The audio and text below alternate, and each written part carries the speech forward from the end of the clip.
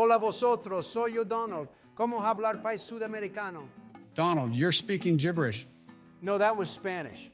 No, that was gibberish. You asked how to speak to a South American country. You should have paid attention in Spanish class. No one uses vosotros in South America. Ain't that right, George? Si no usamos esa palabra en el hemisferio sur. Where did you learn to speak Spanish so well, George? You learn a thing or two being close to the border, Senor Trump. I know what you mean, George. The landscapes, nationalities, and cultures of our southern neighbors have many beautiful features. The people are just one facet of their vibrant countries. Yeah, I love Latinas too. Donald, your ability to take something said so eloquently and make it sound so buffoonish is something that few, if any, men are able to do. I applaud you. I will accept it in stride. Now let's start this tier list. Okay, first up we got Colombia, fantastic place. Donald, that's Venezuela. Well, maybe Donnie was trying to say that there ain't much difference between the two countries. I mean, one is run by drug dealers and the other is run by communists. Wishful thinking, but we all know that Donald couldn't point the U.S. out on a map. So this ain't a surprise. Well, at least I know that we can all agree that Venezuela doesn't rate that high on the tier list, right? Agreed. This place is looking like Yugoslavia in the 90s currently. From political turmoil to economic collapse, it's a tragic tale of a once prosperous nation brought to its knees. The rampant corruption, food shortages, and human rights abuses have created a dystopian reality. Yeah, Venezuela once was a country that should have been a shining example of democracy and prosperity. Then Hugo Chavez decided to get out the steel chair, and WWE slammed it right over the national GDP. The Venezuelan people deserve better, a government that listens, that respects their rights, and that works tirelessly to improve their lives. They find themselves trapped in a cycle of instability and unrest. It's disheartening to see a country blessed with natural resources struggle to provide for its citizens. Yeah, that's true. And all but you're forgetting about the communists that run the country. I don't even have to look at any statistics to know that a red country isn't worth looking at. F tier? All right. Since it can only get better from here, let's talk about the other bottom of the barrel, Brazil. Now, I've been to some wild places in my time, but Brazil tops it. From the environmental challenges facing the Amazon rainforest to the deep-rooted socioeconomic disparities, favelas, Brazil has so many problems, it's amazing their country is still together. You're damn right. It's a miracle they still have a country. On one hand, you have the beauty of the carnival and the stunning beaches of Rio de Janeiro.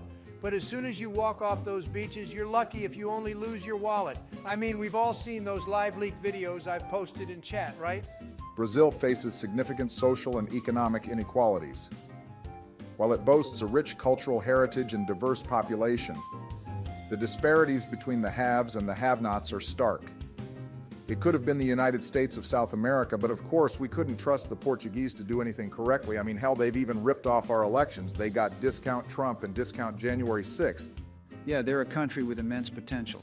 Its vast natural resources and diverse ecosystems are under threat, while the dreams of progress and prosperity are often overshadowed by inequality. Unfortunately, it looks like they'll become a puppet of China if BRICS can get a functional organization strategy. Not if America has something to say about it, and we will. It's dark Brandon time, bitches, get out of my way. Joe, why can't you be based like this all the time? Agreed based Biden is best Biden, but let's not forget to put Brazil in its own special tier, because we all know Brazil is its own special hell. Fine by me, change E tier to F tier and change F tier to Brazil tier. Okay, now we have Uruguay, a hidden gem nestled in South America. It is such a great little country. The beaches, the Métis, and the bohemian spirit make a great place to live.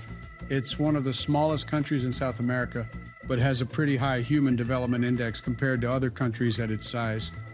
Overall, I think this is an easy B-tier country. Great place to live, but arguable, not important on the world stage.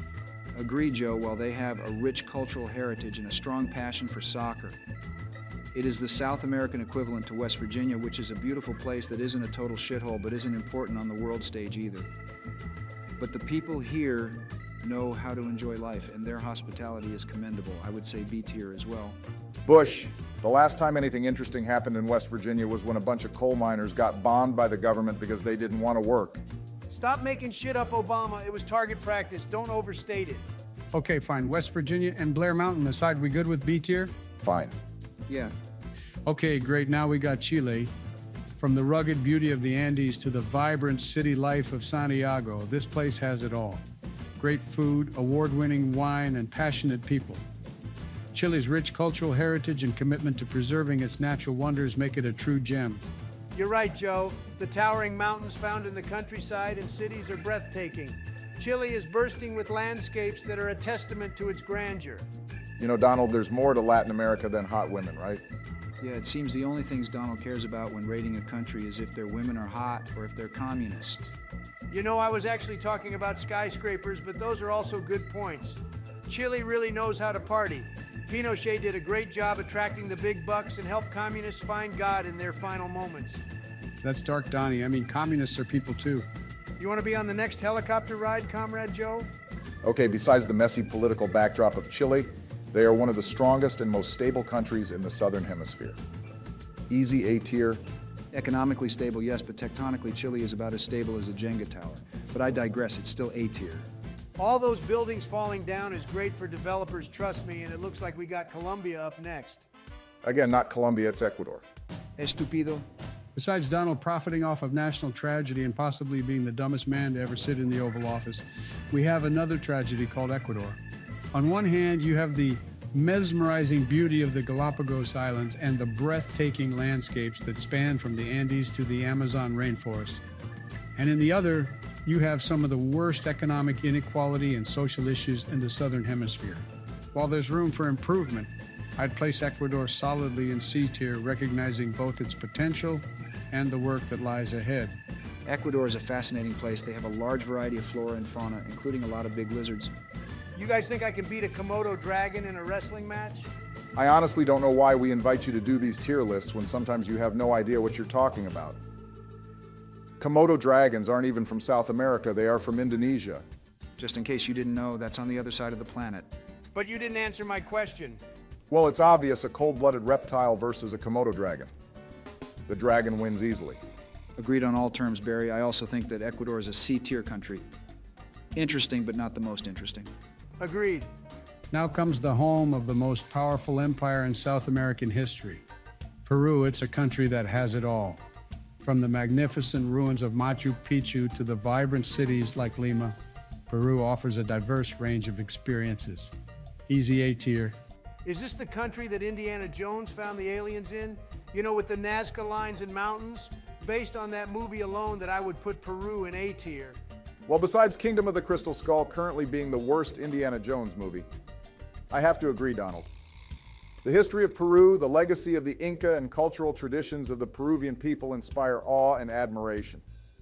Challenges like poverty and inequality still persist, but Peru's commitment to progress and inclusive development is commendable. Say what you will, Barry, I also consider Kingdom of the Crystal Skull one of the greats of the franchise. What a terrible opinion. I agree with Joe, horrible take. But I still think it's an A-tier country. Fine by me, just rewatch that Indiana Jones movie and you'll see why it's not an A tier.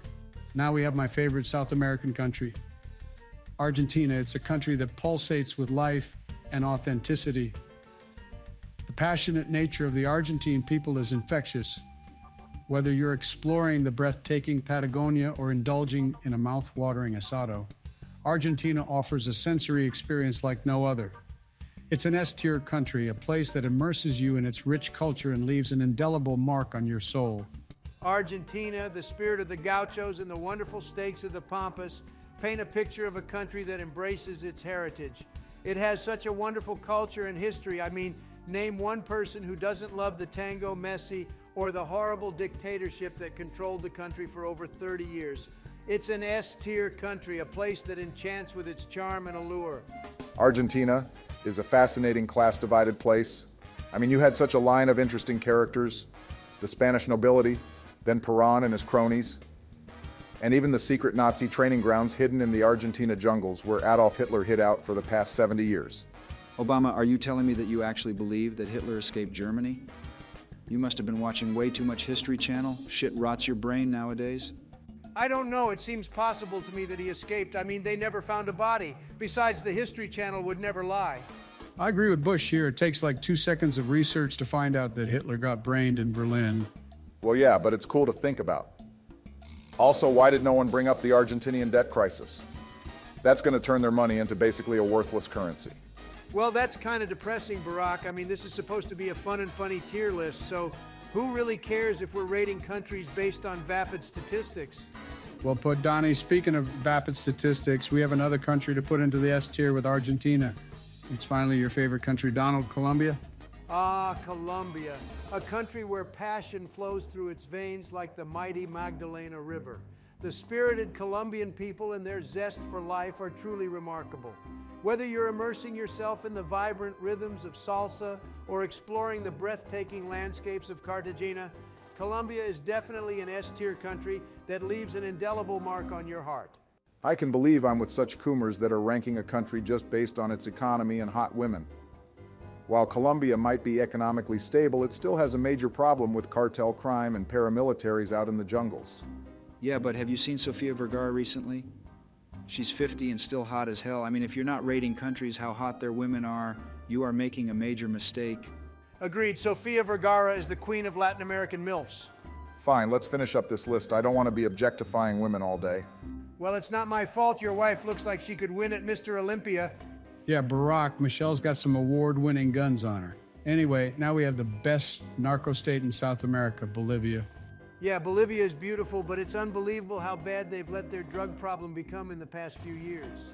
Yeah, they got a lot of problems, but they have capybaras, and that's the one thing that God gave them on this green earth. So C tier, not great, but not terrible either. Yeah, I hate to really summarize an entire people and way of life, but it really comes down to that. Yeah, but Bolivia shouldn't have been a drug state. Sorry, not sorry. Now we have Suriname, one of the few non-Spanish countries in South America. Easy D tier. If you're going to have a country in the third world, at least have good mail-order brides. Again, please calm down on the coomery, it's off-putting. But he's right. I mean, this country was colonized by the Dutch.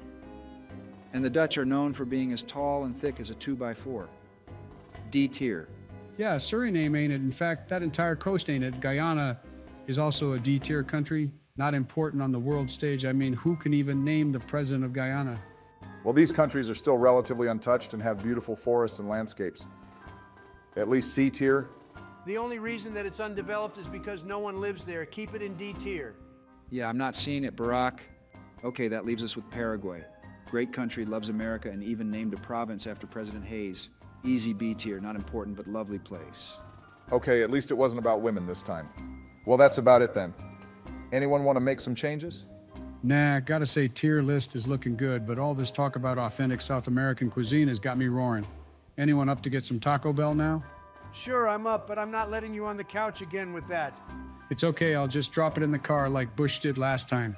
I told you it was the bag they gave us. That's what happens when you send American bag jobs overseas, dubia. Wait, those morons mixed up Guyana and Suriname? I wonder when they'll do European countries. England would definitely be S tier. Oh wait, we left those losers in 2020. Anyway, be sure to like, share and subscribe and we'll see you next time.